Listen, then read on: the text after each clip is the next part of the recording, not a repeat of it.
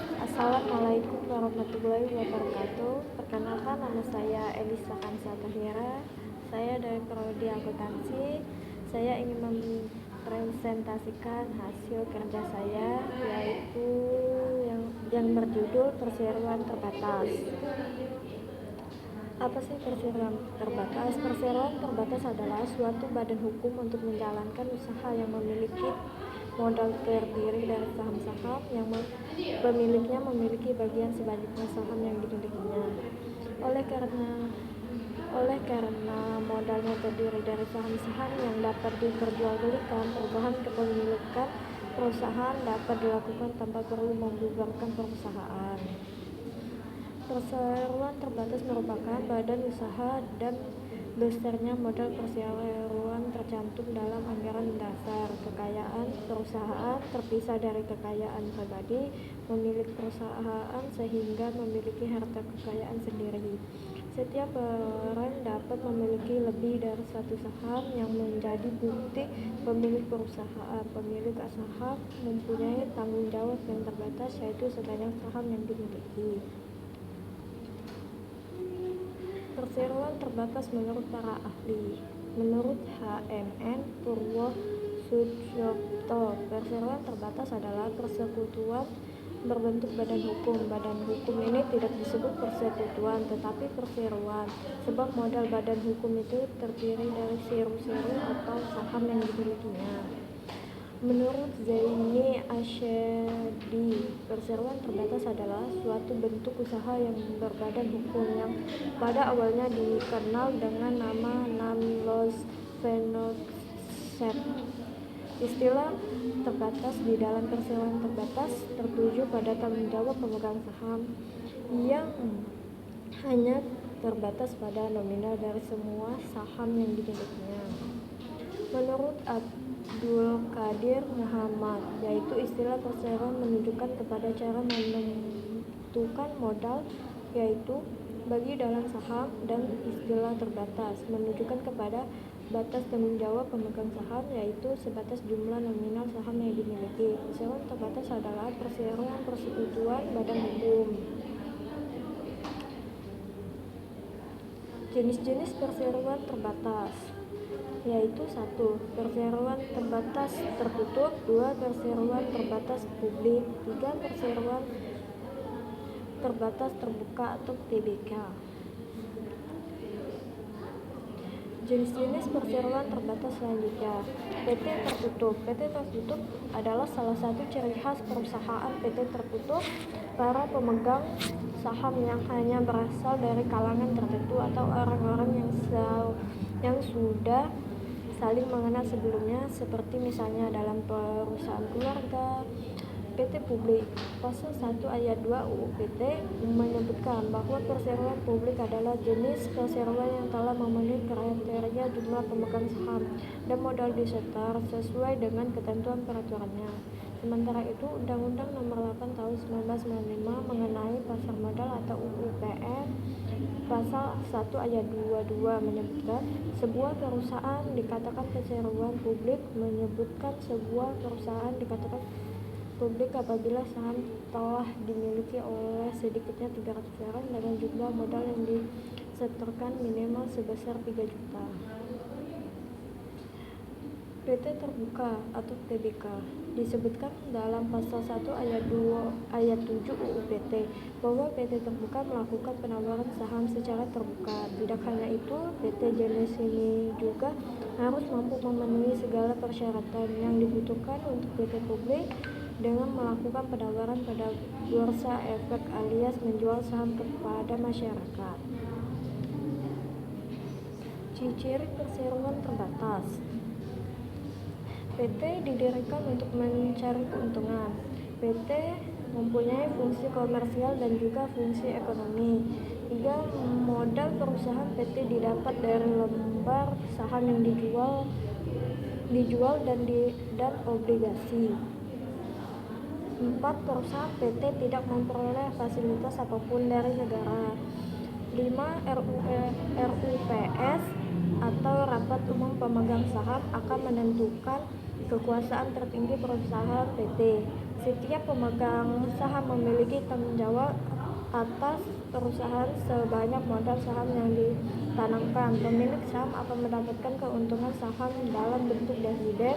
Direksi adalah pemimpin utama perusahaan PT. Jenis modal perseroan terbatas. Modal pasar. Modal dasar merupakan modal perusahaan yang bisa menilai seberapa besar perusahaan tersebut. Adanya modal ini akan membantu perusahaan dalam menentukan kelasnya, apakah termasuk kelas besar, menengah, atau perusahaan PT kelas kecil. B. Modal yang ditempatkan. Modal ini mengacu pada kesanggupan para pemilik terkait jumlah modal yang ditanamkan pada perusahaan. Pasal 33 Undang-Undang Perseroan Terbatas menyatakan bahwa jumlah minimal modal yang ditempatkan adalah sebesar 25% dari modal dasar perusahaan. C. Modal disetorkan. Modal disetor menjadi jenis sumber dana PT yang paling dianggap nyata karena menunjukkan jumlah modal yang disetor oleh para pemegang saham. Besarnya modal setor untuk PT adalah sedikit 25% dari modal dasar, artinya besarnya sama dengan modal yang ditempatkan oleh para pemegang saham. Unsur-unsur perusahaan PT sebagai badan hukum. 1. PT mempunyai kekayaan yang terpisah. Pasal 24 ayat 1 UU PT. 2. Mempunyai kepentingan sendiri. Pasal 82 UU PT. 3. Mempunyai tujuan tertentu. Pasal 12 huruf B UU PT. 4. Mempunyai organisasi teratur. Pasal 1 butir 2 UU PT. Kelebihan dan kekurangan PT. Kelebihan. 1. Bentuk hukum membuat PT terjamin ekstensinya meski terjadi pergantian kepemilikan. 2. Mudah dalam mendapatkan sumber dana sehingga turut memudahkan untuk melebarkan sayap perusahaan. 3. Perpindahan saham dari pemilik sebelumnya ke pemilik baru bisa dilakukan dengan mudah. Kekurangan. 1. Butuh modal besar untuk mendirikannya. 2. Proses pendiriannya cenderung rumit. 3. Terkadang transaksi tidak terjadi, terlebih berkaitan dengan angka profit. Struktur organisasi perseroan terbatas. 1. Dewan Komisaris. Dewan Komisaris adalah organ pengawasan perusahaan yang bertanggung jawab untuk memberikan arahan dan pengawasan terhadap kebijakan strategis, kinerja manajemen, dan tata kelola perusahaan. Dewan Komisaris biasanya terdiri dari individu-individu yang memiliki pengalaman dan pengetahuan di berbagai bidang. Direksi. Direksi adalah organ pelaksana eksekutif yang bertanggung jawab untuk menjalankan operasional sehari-hari perusahaan dan menerapkan kebijakan yang telah disepakati oleh Dewan Komisaris. Direksi dipimpin oleh direktur utama atau CEO dan terdiri dari berbagai direktur fungsional yang mengawasi departemen penting seperti keuangan, pemasaran, produksi, sumber daya manusia, dan lain-lain. Departemen fungsional adalah unit kerja yang memiliki tanggung jawab spesifik terkait dengan berbagai aspek operasional perusahaan. 4. Unit kerja atau tim. Unit kerja atau tim adalah kelompok yang lebih kecil dari departemen fungsi yang memiliki fokus khusus pada proyek atau tugas tertentu. Setiap tim memiliki pemimpin atau manajer yang bertanggung jawab atas koordinasi dan pencapaian tujuan tim. Staf pendukung. Staf pendukung ini mencakup berbagai fungsi seperti administrasi, keamanan, perawatan fasilitas, dan pelayanan umum yang mendukung operasional perusahaan secara keseluruhan. Karyawan adalah individu-individu yang bekerja dalam berbagai posisi dan tingkat dalam perusahaan, termasuk staf, operasional, administratif, dan manajerial. Kesimpulan, beberapa ahli berpendapat bahwa pengertian PT adalah suatu bentuk badan yang melakukan kegiatan perkumpulan modal atau saham yang kemampuan mengatur saham yang baik, yang mana para pemilik saham di dalamnya memiliki tanggung jawab sesuai dengan banyaknya saham yang dimiliki. Lebar saham yang menjadi modal membentuk perseroan terbatas bisa diperjualbelikan, sehingga akan ada perubahan status kepemilikan perusahaan tanpa harus membubarkan perusahaan.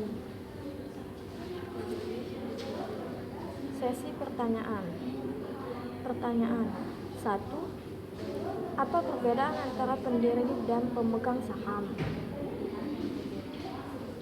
Pendiri adalah yang hadir di hadapan notaris pada saat akan pendirian perseroan ditandatangani. Status hukum para pendiri akan berubah menjadi pemegang saham apabila perseroan terbatas memperoleh status sebagai badan hukum, yaitu pada saat akta pendirian perseroan terbatas tersebut memperoleh pengesahan dan materi hukum dan HAM. Dengan begitu pada bersama juga, yaitu saat perseroan terbatas memperoleh status badan hukum, saham perseroan dalam perseroan terbatas memperoleh kedudukannya dalam hukum. Pemegang saham adalah pendirian perusahaan yang telah melakukan pengaturan modal dalam perseroan yang telah memperoleh status badan hukum, atau setiap pihak yang membeli saham dari pemegang saham sebelumnya. Pertanyaan 2. Restrukturisasi perusahaan dapat dilakukan dengan berbagai cara, antara lain dengan cara melakukan merger, akuisisi, atau konsolidasi perusahaan. Jelaskan istilah-istilah tersebut. Merger adalah menggabungkan dua perusahaan menjadi satu, di mana perusahaan yang memerger atau mengambil membeli semua aset dan liabilitas perusahaan yang dimerger. Dengan begitu, perusahaan yang memerger memiliki paling tidak 50% saham, dan perusahaan yang dimerger berhenti beroperasi dan pemegang sahamnya menerima sejumlah uang tunai atau saham di perusahaan yang baru. Akuisisi adalah pengambilan alihan atau takeover sebuah perusahaan dengan membeli saham atau aset perusahaan tersebut. Perusahaan yang dibeli tetap ada. Konsolidasi adalah sebuah usaha untuk menyatukan dan memperkuat hubungan antara dua. Konsolidasi adalah sebuah usaha untuk menyatukan dan memperkuat hubungan antara dua kelompok atau lebih untuk membentuk suatu entitas yang lebih kuat. Sedangkan dalam bentuk bisnis, konsolidasi merupakan suatu peleburan antara dua perusahaan atau lebih untuk menjadi satu perusahaan. 3. Sebutkan beberapa perbedaan utama antara badan usaha berbentuk perseroan terbatas dengan koperasi. Perseroan terbatas diatur dalam Undang-Undang Nomor 40 Tahun 2007. Didirikan dua orang atau pribadi hukum mempunyai modal minimal 50 juta. Didirikan dengan akta notaris dan berlaku sejak disahkan oleh Menteri Kehakiman, sekarang Menteri Hukum dan HAM. Memiliki harta kekayaan sendiri. Koperasi diatur Undang-Undang Koperasi Nomor 25 Tahun 1992. Didirikan sekurang-kurangnya 20 orang, minimal 15 juta bagi koperasi primer dan 50 juta bagi koperasi sekunder berupa deposito. Didirikan dengan akta notaris berbadan hukum setelah disahkan pemerintah, dinas koperasi, dan UKM harta dari anggota. 4. Apa itu CCR dan jelaskan. Corporate Social Responsibility atau CSR adalah suatu konsep bahwa organisasi, khususnya perusahaan, adalah memiliki suatu tanggung jawab terhadap konsumen, karyawan, pemegang saham, komunitas, dan lingkungan dalam segala aspek operasional perusahaan, seperti terhadap masalah-masalah yang berdampak pada lingkungan seperti polusi, limbah, keamanan produk, dan tenaga kerja. Pengertian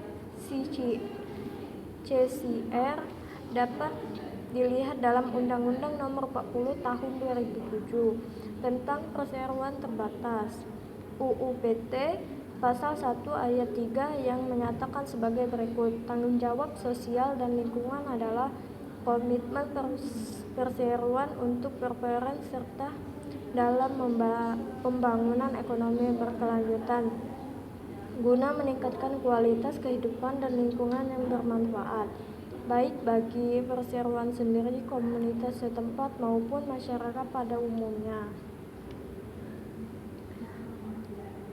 Apakah perjanjian yang dibuat sebelum perseroan terbatas didirikan dapat mengikat perseroan terbatas? Jawabannya, ya bisa, karena selama pembuatan hukum yang dilakukan untuk kepentingan perseorangan terbatas yang belum didirikan tersebut dinyatakan secara tegas, terutama oleh RUU PS pertama, yang berarti perseroan terbatas tersebut mengambil alih semua hak dan kewajiban yang timbul dari pembuatan hukum tersebut. RUU PS pertama tersebut harus diselenggarakan dalam jangka waktu paling lambat 60 hari setelah perseroan terbatas memperoleh status badan hukum, dan keputusan RUU PS pertama tersebut hanya sah jika dihadiri semua pemegang saham dengan hak suara dan keputusan disetujui dengan bulat. Jika RUU PS pertama tidak diselenggarakan dalam jangka waktu tersebut atau RUU PS tidak berhasil mengambil keputusan, setiap calon pendiri yang melakukan pembuatan hukum tersebut bertanggung jawab secara pribadi atas segala akibat yang timbul. 3. Apa perbedaan antara pendiri dan pemegang saham?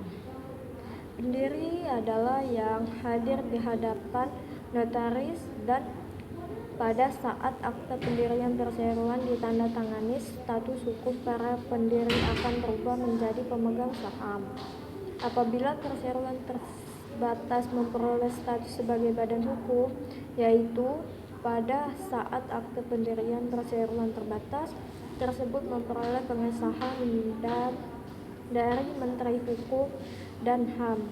Dengan begitu, pada saat bersamaan juga, yaitu saat perseroan terbatas memperoleh status badan hukum, saham perseroan sebagai bukti pemilik memegang saham dalam perseroan terbatas memperoleh bukti kedudukannya dalam hukum. Pemegang saham adalah pendiri perusahaan yang telah melakukan pengaturan modal dalam perseroan yang telah memperoleh status badan hukum atas setiap pihak yang membeli saham dan pemegang saham sebelumnya. Itulah presentasi dari saya. Apabila ada salah, saya minta maaf. Akan saya tutup. Wabillahi taufiq wal hidayah. Wassalamualaikum warahmatullahi wabarakatuh.